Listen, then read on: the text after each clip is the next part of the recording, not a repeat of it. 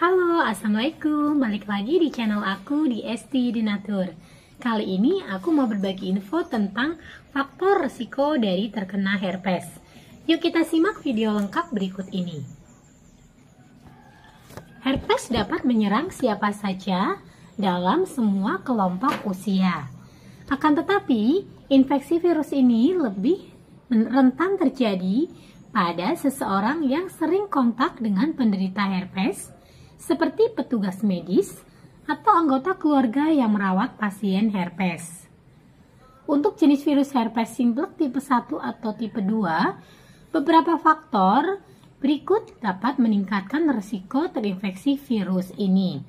Yang pertama, berjenis kelamin perempuan. Kemudian yang kedua, sering bergonta-ganti pasangan seksual. Dan yang ketiga, memiliki daya tahan tubuh yang lemah akibat mengkonsumsi obat tertentu atau menderita HIV/AIDS. Kemudian yang keempat, menderita penyakit menular seksual. Sementara, beberapa faktor yang dapat membuat seseorang lebih berisiko terinfeksi virus varicella zoster virus adalah berusia di bawah 12 tahun, kemudian memiliki riwayat kontak langsung dengan penderita cacar air. Yang ketiga, bekerja atau beraktivitas di sekolah atau fasilitas khusus anak-anak, terutama jika ada anak yang sedang mengalami cacar air. Kemudian yang keempat, memiliki daya tahan tubuh yang lemah, baik akibat penyakit maupun efek samping obat-obatan. Selain bisa menyebabkan cacar air, virus varicella zoster virus atau FZV juga bisa menyebabkan herpes zoster. Beberapa faktor dan kondisi yang bisa meningkatkan risiko seseorang mengalami herpes zoster yaitu: yang pertama, berusia 60 tahun ke atas. Yang kedua, memiliki riwayat cacar air sebelumnya. Kemudian yang ketiga, menderita penyakit yang dapat melemahkan sistem kekebalan tubuh seperti HIV/AIDS atau kanker. Kemudian yang keempat, sedang menjalani kemoterapi, radioterapi, atau menggunakan obat imunosupresan. Nah, sebenarnya apa sih gejala dari herpes? Infeksi herpes biasanya terjadi dalam beberapa tahap. Gejala atau keluhan yang bisa timbul pada tiap tahap dapat berbeda-beda, seperti dijelaskan saya untuk berikut ini. Yang pertama, stadium primer. Stadium primer terjadi pada hari kedua hingga ke-8 setelah infeksi herpes terjadi. Nah, gejala yang muncul pada fase ini adalah ruam lepuh pada kulit yang berukuran kecil dan terasa sakit. Ruam lepuh dapat pecah sehingga menimbulkan luka terbuka di area sekitar ruam lepuh, juga akan berwarna kemerahan. Kemudian yang kedua adalah stadium laten.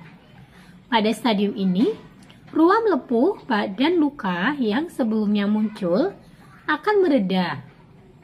Namun, pada fase ini, virus sedang berkembang dan menyebar ke saraf di dekat saraf tulang belakang yang ada di bawah kulit. Kemudian yang ketiga adalah stadium peluruhan. Virus mulai berkembang biak pada ujung saraf organ tubuh. Jika ujung saraf yang terinfeksi terletak pada organ tubuh yang menghasilkan cairan, seperti testis atau vagina, maka virus herpes dapat terkandung dalam cairan tubuh seperti air mani dan lendir vagina. Biasanya pada fase ini penderita tidak mengeluhkan gejala khusus. Kemudian yang keempat adalah stadium rekurensi atau kemunculan kembali. Pada stadium ini, ruam lepuh pada kulit yang terjadi di stadium primer dapat muncul kembali, tetapi biasanya tidak separah lepuhan dan luka yang sebelumnya. Gejala lain yang bisa timbul pada stadium rekurensi ini adalah gatal, kemudian kesemutan, dan nyeri yang muncul di area infeksi pada stadium pertama. Seperti yang telah disebutkan sebelumnya, gejala atau keluhan saat terinfeksi virus herpes ini bisa bervariasi, tergantung pada fase yang sedang terjadi, jenis virus yang menginfeksi, serta daya tahan tubuh penderita. Yang pertama adalah demam, kemudian kelelahan, sakit kepala, kemudian nyeri otot, kemudian hilang nafsu makan, pembengkakan kelenjar getah bening. Nah, selanjutnya akan muncul gejala spesifik sesuai dengan jenis virus herpes yang menginfeksi dan lokasi atau bagian tubuh yang terinfeksi. Nah, bagi yang ingin mengatasi keluhan dari herpes dengan produk herbal dari Denatur Indonesia, memiliki produk herbal untuk membantu mengatasi keluhan tersebut. Nah, produknya ada apa saja sih? Ini ada 4 macam obat minum.